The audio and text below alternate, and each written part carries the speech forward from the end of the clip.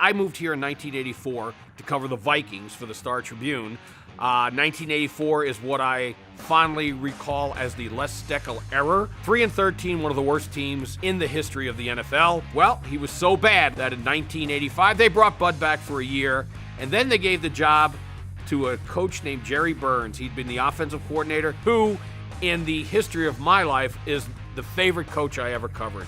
He was a character. He was a lot of fun to deal with. He also would go on a tirade, which is one of the classic tirades by an NFL coach, when he got upset with fans for giving a little bit of trouble to Bob Schnelker, his offensive coordinator.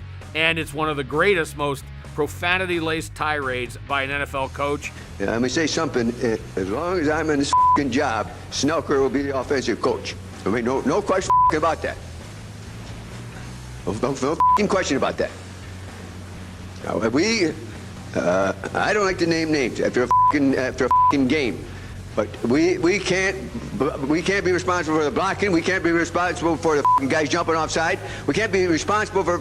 We get down there and it was a dumb play by Anderson. I love Anderson, but it was a dumb play when his shoe was coming off up the line screen. We were hollering take time out.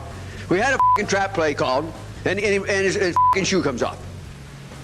That ain't Bob Schnelker's fault. And if you listen to the whole thing, you'll hear me toward the end of it say, "You won this game, didn't you?" Which they had. Now, these are the things that have been hurting us all along, the little things. We're working at them to stop them. We moved the ball good today. We went down there and we didn't get the ball in the end zone. Did you win this game? I think we did, yeah.